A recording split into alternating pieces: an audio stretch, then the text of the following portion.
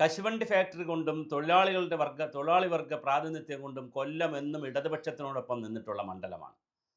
പക്ഷേ എന്നാൽ അവിടെ കോൺഗ്രസും ഇടതുപക്ഷവും മാറി മാറി ജയിച്ചിട്ടുണ്ട്. CPM, RSP, കോൺഗ്രസും ഒക്കെ ജയിച്ചിട്ടുണ്ട്. എന്താണ് കൊല്ലം മണ്ഡലത്തിൽ സംഭവിക്കുക ഇപ്രാവശ്യം? 2000 വോട്ടിനാണ് കഴിഞ്ഞ പ്രാവശ്യം ബിന്ദു കൃഷ്ണ, കോൺഗ്രസിൻ്റെ മഹിളാ നേതാക്കളിൽ വളരെ പ്രധാനപ്പെട്ട ബിന്ദു കൃഷ്ണ 2000-ൽ പര വോട്ടുകൾക്കാണ് മുകേഷിനോട് തോറ്റത്. എന്താണ് കൊല്ലം മണ്ഡലത്തിൻ്റെ ചരിത്രമെന്ന് നോക്കുന്നത് വളരെ കൗതുകകരമായിരിക്കും.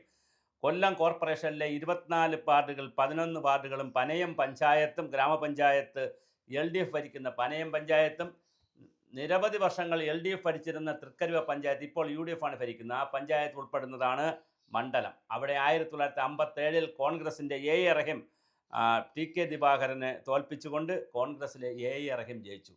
1960കളിലും A റഹീം തന്നെയാണ് ജയിച്ചത്. 65-ൽ ഹെൻറി ഓസ്റ്റിൻ, അതും കോൺഗ്രസ് തന്നെയാണ്. അതേസമയം 67 ആകുമ്പോൾ TK ദിവാകരൻ തിരിച്ചു പിടിച്ചു. TK ദിവാകരൻ്റെ പേരിൽ തിരുവനന്തപുരത്ത് റോഡ് പോലുമുണ്ട്, സ്മാരകത്തിൻ്റെ പേരിൽ. TK ദിവാകരൻ പിന്നെ പൊതുമരാമത്ത് വകുപ്പ് മന്ത്രിയുമായി. ഹെൻറി അവിടെ തോറ്റു. TK ദിവാകരൻ 70 ആകുമ്പോൾ CPMലെ സുകുമാരനെ തോൽപ്പിച്ചുകൊണ്ട് RSPയിലെ TK ദിവാകരൻ വീണ്ടും ജയിക്കുന്നുണ്ട്. 1977 ആകുമ്പോൾ RSPയിലെ ത്യാഗരാജൻ ജയിക്കുന്നുണ്ട്. CPMൻ്റെ പത്മലോചനെയാണ് തോൽപ്പിക്കുന്നത്. 80 ആകുമ്പോൾ ശിവദാസൻ ജയിക്കുന്നുണ്ട്. ശിവദാസൻ ജയിക്കുന്നുണ്ട്, പത്മരാജന് തോൽപ്പിക്കുന്നു. 82-ൽ സ്വതന്ത്രനായി നിന്നുകൊണ്ട് കടവൂർ ശിവദാസൻ വീണ്ടും മത്സരിച്ച് ജയിക്കുന്നു, ത്യാഗരാജനെ തോൽപ്പിക്കുന്നു RSPയുടെ. പിന്നെ അത് കഴിഞ്ഞിട്ട് വീണ്ടും രസകരമായ കാര്യം, ബാബു ദിവാകരൻ മത്സരിച്ച് നിൽക്കുന്നു, കടവൂരിന് തോൽപ്പിക്കുന്നു. എത്ര മനോഹരമാണ്! 96 ആകുമ്പോൾ ബാബു ദിവാകരൻ കടവൂരിനെ തോൽപ്പിക്കുന്നു. 2001 ആകുമ്പോൾ വീണ്ടും ബാബു ദിവാകരൻ തന്നെ ജയിക്കുന്നു. അങ്ങനെ RSPക്കും കോൺഗ്രസിനും മാറി മാറി വന്നുകൊണ്ടിരുന്ന മണ്ഡലത്തെ 2006 മുതൽ PK ഗുരുദാസൻ കയറിപ്പിടിച്ചു. PK ഗുരുദാസൻ കയറിപ്പിടിച്ചതിന് ശേഷം പിന്നെ ഇങ്ങോട്ട് 2006-ൽ PK ഗുരുദാസൻ, 2014-ൽ ചലച്ചിത്രതാരം മുകേഷ്, 2021-ൽ വീണ്ടും ചലച്ചിത്രതാരം മുകേഷിൻ്റെ ഗ്രാഫ് വളരെ താഴ്ന്നു നിൽക്കുന്ന സാഹചര്യത്തിൽ മുകേഷിന് ഇപ്പോൾ മത്സരിക്കാൻ കഴിയില്ല. മത്സരിച്ചാലൊട്ട് ജയിക്കുകയുമില്ല. മാത്രമല്ല, കൊല്ലം ജില്ലയിലാകെ UDF വലിയ തേരോട്ടം നടത്തിയിട്ടുണ്ട്. കൊല്ലം കോർപ്പറേഷൻ ഭരിക്കുന്നത് UDF ആണ്. ചരിത്രത്തിലാദ്യമായി, 25 വർഷത്തെ ചരിത്രത്തിലാദ്യമായി കൊല്ലം കോർപ്പറേഷൻ ഭരിക്കുന്നത് UDF ആണ്. അതൊരു ന്യൂനപക്ഷ മുഖമാണ്. അതുകൊണ്ട് തന്നെ ന്യൂനപക്ഷങ്ങൾക്കും മുസ്ലിങ്ങൾക്കും വലിയ പങ്കാളിത്തമുള്ളൊരു ജില്ല കൂടിയാണ് കൊല്ലം എന്നുള്ളതാണ് രസകരമായ കാര്യം. 2016-ൽ 17,611 വോട്ട് തോപ്പിൽ രവി എന്ന് പറയുന്ന പഴയ ജിഹു ആയിരുന്ന കോൺഗ്രസിൻ്റെ വലിയ നേതാവായിരുന്ന തോപ്പിൽ രവിയുടെ മകൻ സൂരജ് രവിയാണ് മത്സരിച്ചത്. പക്ഷേ 17,611 വോട്ടുകൾക്ക് മുകേഷിനോട് തോറ്റു. എന്നാൽ ആ ഭൂരിപക്ഷത്തെ 2072 കുറയ്ക്കാൻ ബിന്ദു കൃഷ്ണയ്ക്ക് 2021-ൽ കഴിഞ്ഞു. അപ്പോൾ 2072 വോട്ടിൻ്റെ ഭൂരിപക്ഷം മാത്രമേ ഉള്ളൂ. അതിനെ ഒരു 1500 വോട്ട് ഇപ്പുറത്തോട്ട് മറയ്ക്കാൻ കഴിഞ്ഞാൽ തീർച്ചയായിട്ടും അവിടെ വലിയ മാറ്റം കോൺഗ്രസ്സിനുണ്ടാക്കാൻ കഴിഞ്ഞേക്കും.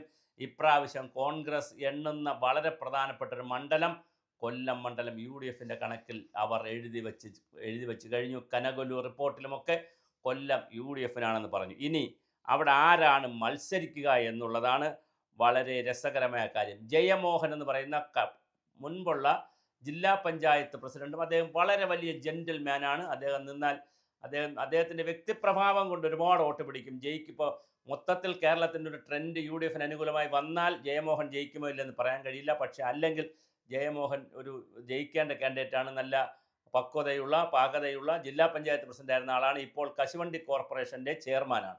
അദ്ദേഹം വളരെ പാകതയും ഒരുപാട് വികസന കാഴ്ചപ്പാടൊക്കെ ഉള്ള വ്യക്തിയാണ്. പക്ഷേ CPMൽ പ്രാവശ്യം മത്സരിക്കുമ്പോൾ കോൺഗ്രസിൻ്റെ ഒരു എഡ്ജ് ഉള്ള സ്ഥലത്ത്, ഇപ്പോൾ ഒരു എഡ്ജ് കിട്ടിയിരിക്കുന്ന സ്ഥലത്ത് എങ്ങനെ ഇരിക്കും എന്നുള്ളത് നമുക്കിനി തിരഞ്ഞെടുപ്പ് കഴിഞ്ഞേ പറയാൻ കഴിയൂ. അല്ലെങ്കിൽ വിഷ്ണു സുനിൽ പന്തളം, R അരുൺ രാജ് എന്നിവരുടെ പേരാണ് കോൺഗ്രസിൽ കേൾക്കുന്നത്. കോൺഗ്രസ്സിലാണെങ്കിൽ നേരത്തെ മത്സരിച്ച 2 പേരുണ്ട്. ബിന്ദു കൃഷ്ണ ഉണ്ട്, അതുപോലെ തന്നെ സൂരജ് രവിയുമുണ്ട്. അതിൽ ബിന്ദു കൃഷ്ണയ്ക്കായിരിക്കും കൂടുതൽ സാധ്യത എന്നാണ് കേൾക്കുന്നത്. BJPക്കാണെങ്കിൽ സംസ്ഥാന വക്താവായിട്ടുള്ള റിട്ടയർഡ് കേണൽ ഡിന്നിയുടെ പേരുണ്ട്.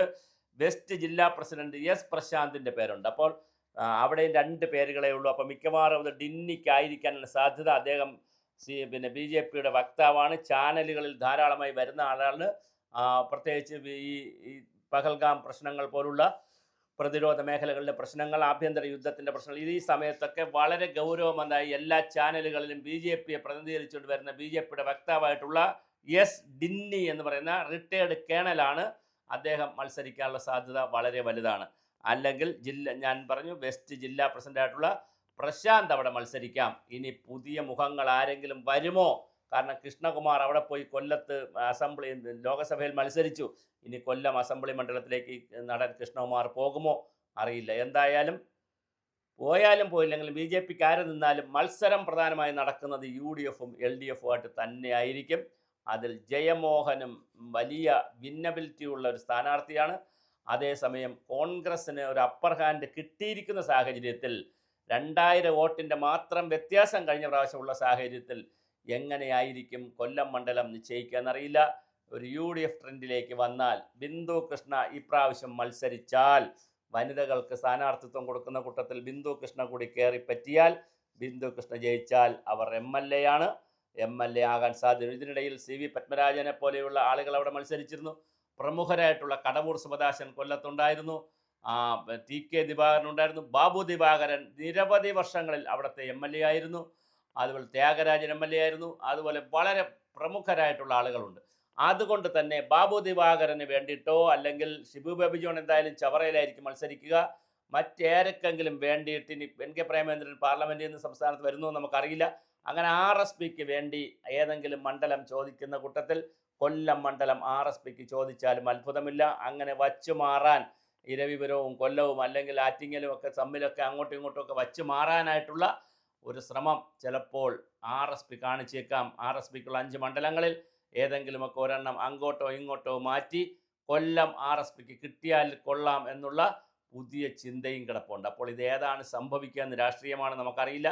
എന്തായാലും കൊല്ലം മണ്ഡലത്തെ സംബന്ധിച്ചിടത്തോളം ഞാനീ പറഞ്ഞ പോലെ പനമരം പഞ്ചായത്ത് ഭരിക്കുന്നത് എൽ ഡി എഫ് ആണ്. തൃക്കരുവ പഞ്ചായത്ത് വർഷങ്ങളായി എൽ ഡി എഫ് ഭരിച്ചിരുന്ന പഞ്ചായത്താണ്. അവിടെ ഇപ്പോൾ ഭരിക്കുന്നത് തൃക്കരുവ പഞ്ചായത്ത് ഭരിക്കുന്നത് യു ഡി എഫ് ആണ് ഭരിക്കുന്നത്. അതുപോലെ തന്നെ കൊല്ലം കോർപ്പറേഷനിലെ മണ്ഡലങ്ങൾ കൂടുതലും ഇപ്പോൾ യു ഡി എഫ് ആണ്. അവരുടെ മുന്നണിയാണ് അവിടെ ചെയർമാനായിട്ടുള്ളത്. അപ്പോൾ അതുകൊണ്ട് തന്നെ കൊല്ലം നിയോജക മണ്ഡലം കോൺഗ്രസ്സിന് ഒരു അപ്പർ എഡ്ജ് നിൽക്കുന്നു. പക്ഷേ സ്ഥാനാർത്ഥിത്വത്തിൻ്റെ ഒരു പ്രാധാന്യം കൊണ്ട് അല്ലെങ്കിൽ ജയമോഹനെ പോലുള്ള ഒരാളിനെ നിർത്തുന്നതിലൂടെ CPM അത് മറികടക്കാൻ കഴിയുമോ? അതോ CPM കുറേ യുവാക്കളായിട്ടുള്ളതോ മുകേഷിനെ പോലെയുള്ള ആരെയെങ്കിലും ഇനി പരീക്ഷിക്കുമോ? പുതിയ ആരെയെങ്കിലും പരീക്ഷിക്കുമോ എന്ന് നമുക്കറിയില്ല. എന്തായാലും മുകേഷിന് അവിടെ ഇനി സാധ്യത പല കാരണങ്ങളാൽ കുറവാണ്. 2 പ്രാവശ്യമായി.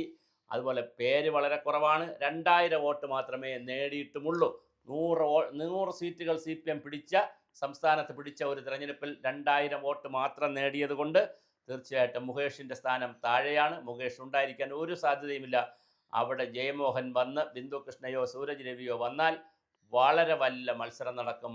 തീർച്ചയായിട്ടും ഇന്നത്തെ സാഹചര്യത്തിൽ സംസ്ഥാന അടിസ്ഥാനത്തിലും കൊല്ലം ജില്ലയിലെ പഞ്ചായത്ത് രാജ് തെരഞ്ഞെടുപ്പിൻ്റെ ഭാഗമായിട്ട് കിട്ടിയിട്ടുള്ള UDFൻ്റെ എഡ്ജിൽ UDF നേടുമോ? അതോ പരമ്പരാഗതമായി പലപ്പോഴും CPM ജയിച്ചിട്ടുള്ള മണ്ഡലം എന്നുള്ള നിലയിൽ, ഒരു ഇടതുപക്ഷ മനസ്സുള്ള മണ്ഡലം എന്നുള്ള നിലയിൽ, കശുവണ്ടി തൊഴിലാളികൾക്കൊക്കെ വലിയ സ്വാധീനമുള്ള മണ്ഡലം എന്നുള്ള നിലയിൽ കശുവണ്ടി തൊഴിലാളികളുടെ ചെയർമാനായിട്ടുള്ള ജയമോഹൻ മത്സരിച്ചാൽ ജയമോഹൻ ജയിക്കുമോ? നമുക്ക് കാത്തിരുന്നു കാണാം.